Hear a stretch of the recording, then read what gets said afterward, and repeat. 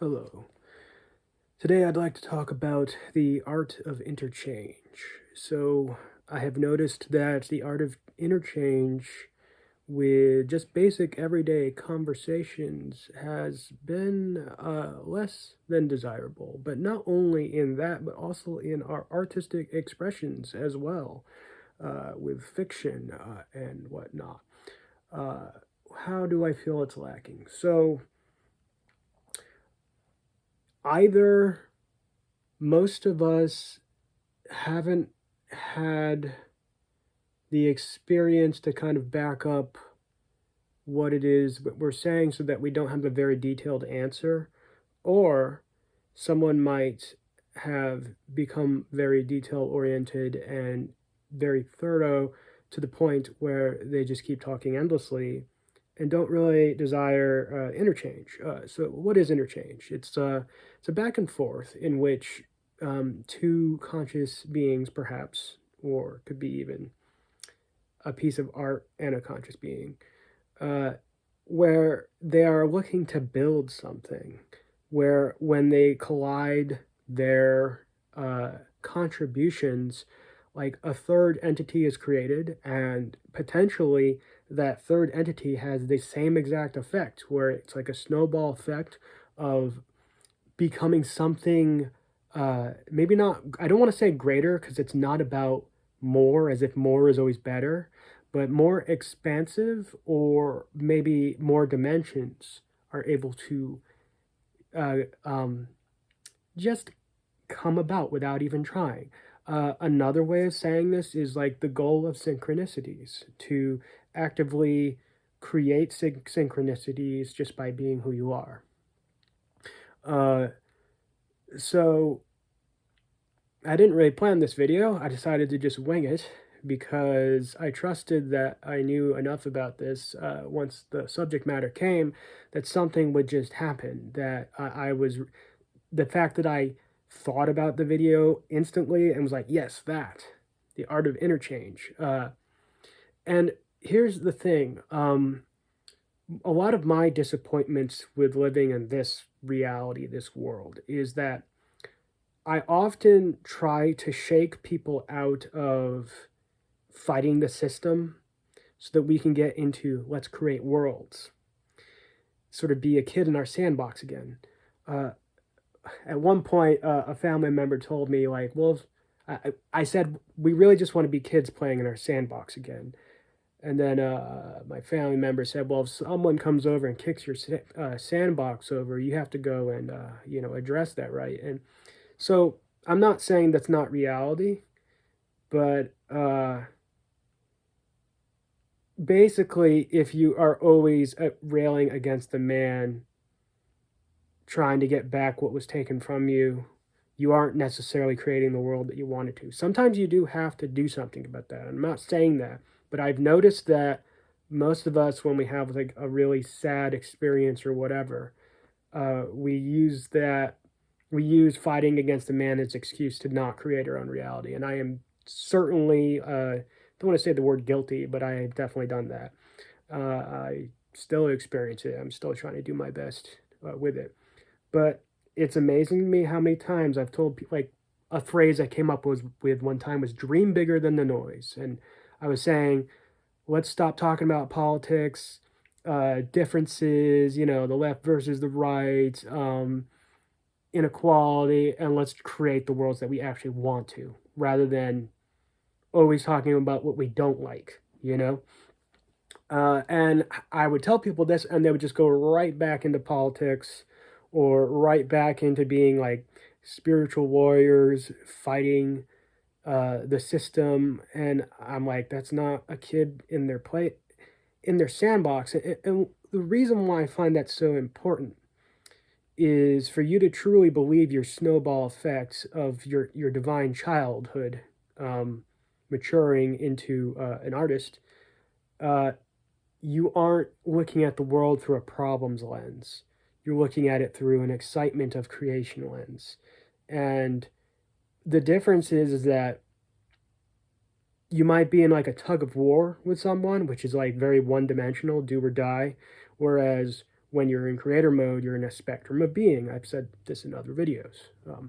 So I kind of see the art of, come full circle here, the art of interchange the same way as, rather than you and I talking back and forth, seeing it like sort of like a tug of war of understanding, that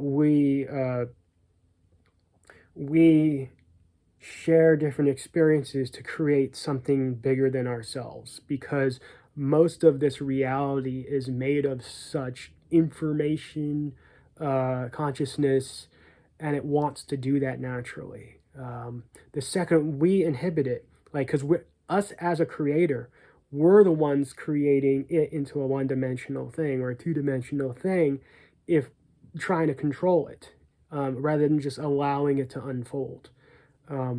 All of us have gone through that, especially living in this reality, when you have people actively, kind of buying into the fighting, mode rather than creator mode. So, yeah, what else about the art of interchange? Synchronicities. So, if you ever have journaled before, I have, and because I'm very into synchronicities, I would write down my synchronicities. And by writing them down, something about scratching marks in a paper, or even saying words out loud, the throat chakra, for example, it's connected, its element is the ether, whereas like the lower chakras are, fire, earth, water, air. So you just saying something alters reality. Something about the vibrations. A friend of mine were talking about this the other day. It was good. So the vibrations themselves, there's also vibrations even in consciousness, because you have a voice in your mind in consciousness. There's other beings who, well, if you believe in spirits that are not just in bodies but outside of bodies, or a different type of body, they also hear those vibrations in a different way than the voice does. So like, back to the journaling, if you journal and you're keeping track of your experiences, you're basically saying they have value by doing so. You're kind of automatically tracking synchronicities. And another way of saying it would be, is you are a prophet. We are all prophets. That when you write something down, the universe will respond. And the writing it down is not so much about reading it again, although that is helpful and it can do another dynamic on top of it. It's the fact that you're writing down you're formulating thoughts in a way where you have to write them into a sentence, but it also goes in your soul and out of your soul in several different ways, because your eyes see it, your mind's creating it, and you're using your hand. And there's a lot of other components involved that I probably can't think of all of them. But it is actively being a creator and allowing the creation universe to create back with you. So that's an interchange too. And the idea is that we don't want to be stagnant. We want to flow. And our flowing is best, I found, when we aren't trying to teach others, and maybe not even teach ourselves, but just become a divine child again, where we weren't afraid to say, what is this? I don't understand this, because in this world of expertise and professionalism, we got to be masters and know everything. I'll share this with you. At one point, I had the realization, I had a spirit message channeled to me talking about errors, like how there are no errors when you're in creation mode. You're more about where does everything go? And the reason there's no errors is, the way it was phrased to me was, we are always, if knowledge is infinitely expanding, and it is, There are no errors because most things perceived as an error is you not having a perspective that you merged with a perspective you already have. So if errors is a lack of information, then everything's a lack of information. And when we were kids, we loved the idea of, it wasn't like a fear, oh no, if I don't have something right, I'm afraid of exploring. I like that I don't know what this is, this ambiguous mystery. Whereas when we become adults, if we're not a professional and we don't know the answers, it could threaten our livelihood. Someone might go to another expert and pay them money instead of us.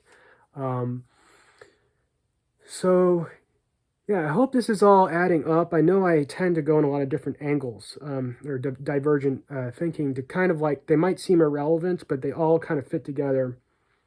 And I just trust that you have the know-how, the knowledge to kind of piece these things together. And you can always rewatch these videos, or you can ask me a question. Why did you put those things together, man? I used to make these long posts on Facebook, and I'd get people who'd say, man, what is wrong with my way of writing? Like, he writes so much. And I'm like, I wrote 5 paragraphs. There's people who write entire books. If they would tell me that I need to stop doing that. And I'm like, you need to read more, or if you like, you can just stop as soon as you get bored and leave the words for other people who actually want to read them. It's kind of silly, right? So yeah, and in order for you to have a bigger synchronicity, or more and more synchronicities that build into something or interchange into something, it involves bigger setup, more components. So without patience, there's no way you can do that. I've said about film before that the bigger the explosion a story has, often there is more setup. So when a story tries to, like, like maybe a horror movie, they try to go into something weird and messed up right from the beginning, I'm usually not a fan because they didn't bother setting up why I should care, who these characters are, and they didn't set up all these components and elements of a formula, an equation, of an experience, or for synchronicities to merge together and create something you didn't see coming, Those are a lot of my favorite stories where there's a level of ambiguousness, but questions are answered that you care about, but the answers aren't what you expect. So they answered you, but they also created more mystery. That to me is what life is like. And this is why I value patience, people who are willing to wait for setup, people who are willing to be present and kind of sift through things and feel things through, but also allowing time for others, right? Holding space. You've heard that term before. Holding space means, like, if I say something for a minute, or so let's say I say something for an hour, and I've had conversations like this. If the other person is not mindful that, if you're not mindful that you've been talking for an hour and you don't allow someone else the same amount of time, that's just not good etiquette, right? It's not holding space. Or allowing for interchange. Yeah, so I think that's enough for now. This video is getting close to 15 minutes, which is, I try to stay somewhere between 6 and 15 minutes with these videos. That gives you a little space to think and interchange with me, perhaps. Feel free to do so in the comments, as long as we keep ourselves respectful. And tell me what, I would love to hear about what some of your disappointments with the art of interchange is, as well as what you would like to summon into the art of interchange. Maybe I'll do more of that in another video. Anyway, that's all for now. Have a lovely day.